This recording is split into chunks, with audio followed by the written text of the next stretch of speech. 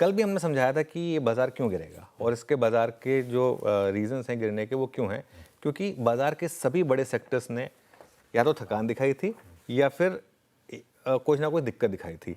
अब एक एक करके आज मैं आपको उस चीज़ को एक्सप्लेन कर देता हूँ जो कल हमने मोटा मोटी बात की थी कि क्या मार्केट के साथ दिक्कत है।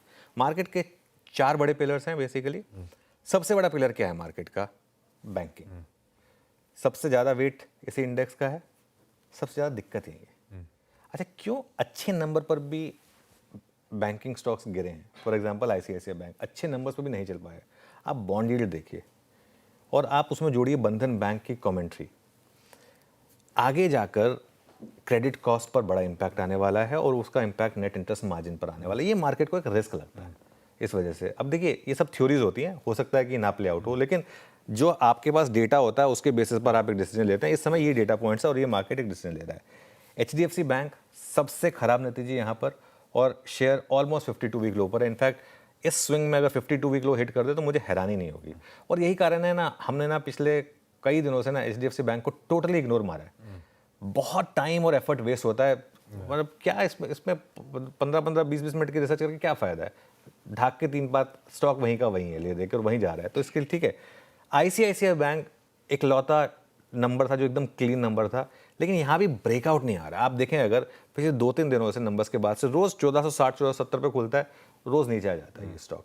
ठीक है, चला है ये स्टॉक फिर भी कंपेरेटिवली, लेकिन फिर भी उस लक्ष्मण रेखा को नहीं क्रॉस कर पा रहा है। जिसका 52 वीक हाई था ना 1500, इसका 52 वीक हाई रखेगा, उसकी डेट देखेगा, बहुत क्रूशियल डेट दिखाई देगी आपको उसमें 52 वीक हाई की, इसकी 1500 की 25 जुलाई 2025।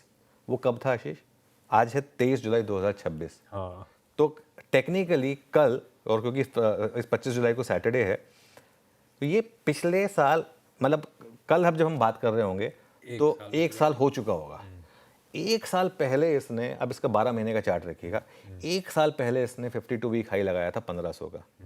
कहने को हम जितना मर्जी बोल लें ICICI bank best in class number, best in class management है, सब कुछ है, लेकिन स्टॉक में पैसा नहीं बना 1 साल में, ये भी फैक्ट है।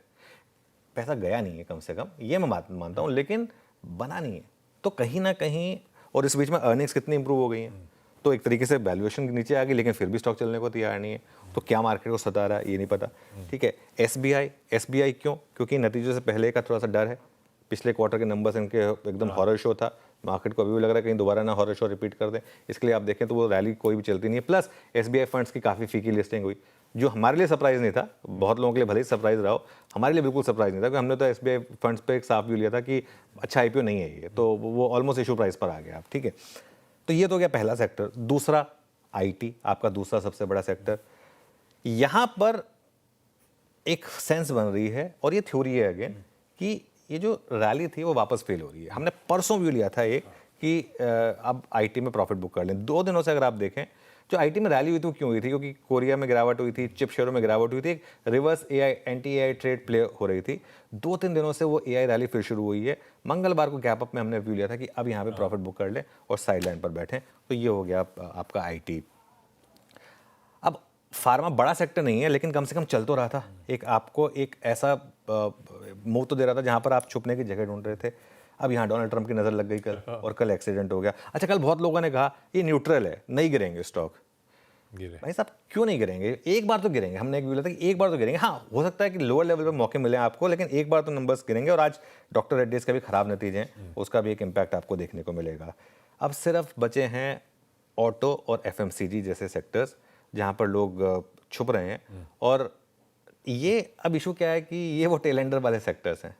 इसमें आप मतलब इसमें अगर आप बड़े से बड़े स्टॉक बहुत ज़्यादा भी अगर आउट परफॉर्म कर देंगे तो आपको ले दे के कुछ बहुत ज़्यादा मिलेगा नहीं। जैसे ऑटो का सबसे बड़ा स्टॉक अगर बहुत ज़्यादा चल भी जाएगा तो निफ्टी को कितना कंट्रीब्यूट कर देगा।